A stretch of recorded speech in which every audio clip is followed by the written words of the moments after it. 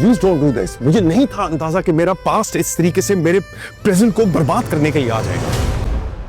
آپ نا معاملہ سیٹل کرواؤ, دوسری پارٹی سے بات کرو. ڈرامہ ایک اور پکیزہ کی ایپیسوڈ نمبر 16 بہت ہی امیزنگ ہوگی. اس ایپیسوڈ کے اندر نا پکیزہ اور فراز کی ملاقات ہوگی پارک میں. فراز وہی پرانی باتیں, میری بہن نے مجھے ایسا کہا, میرا بہنوئی ایسے کہتا ہے, میرا والد مجھے ایسے کہتا ہے, میں نے اب یہاں پہ نہیں رہنا, میں نے باہر چلے جانا, جب ان کو ڈالر ملیں گے تو بہت خوش ہوں گے. یعنی کہ وہی پرانی باتیں جس سے پکیزہ کا دل بہت دکھتا ہے اور بار بار وہ پیسے کی باتیں کرتا ہے. تو پکیزہ کا نا جو دل ہوتا ہے وہ دکھتا ہے اور وہ سوچتی ہے کہ میں نے جو کیس کیا ہے نا غلط کیا ہے, اور وہ ڈاواڈول ہونا شروع ہوتی ہے. لیکن صنم اس کو سمجھاتی ہے کہ صرف 4 قدم رہ گئے ہیں, اتنا لمبا سفر طے کیا, اب 4 قدم رہ چکے ہوئے ہیں, ہمیں کامیابی ملنے والی ہے, تم پیچھے نہ ہٹو. ادھر پکیزہ کے والدین اپنے گھر میں نا پکیزہ کی باتیں کرتے ہیں, کیونکہ پکیزہ کے والد اسلم نے نا پکیزہ کی والدہ کو نہیں بتایا ہوتا کہ اس نے نا پکیزہ کا ساتھ دیا ہے اور اپنا فون دے دیا ہوا ہے.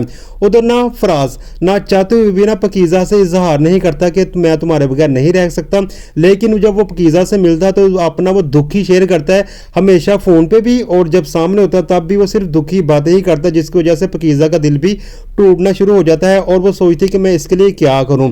اب یہاں پہ نا پکیزہ کی والدہ کہتی ہے کہ ہم خوش نصیب ہیں, ہمارے ہاں ایک ایسی بیٹی پیدا ہوئی جو کہ ہمارے لیے خوش بختی تھی, لیکن ہم نے اس کو سمجھا نہیں اور ہم اس کے خلاف ہی چل پڑے. اب یہاں پہ نا زبیر کی زندگی بھی مشکلات سے 2-4 ہو چکی ہوتی ہے. جب سے نور پری اس کی زندگی میں آئی ہوتی ہے نا, اس کے لیے اتنا مشکل ہوتا ہے کہ وہ صنم جو ہوتی ہے وہ اس سے اچھے طریقے سے بات نہیں کرتی.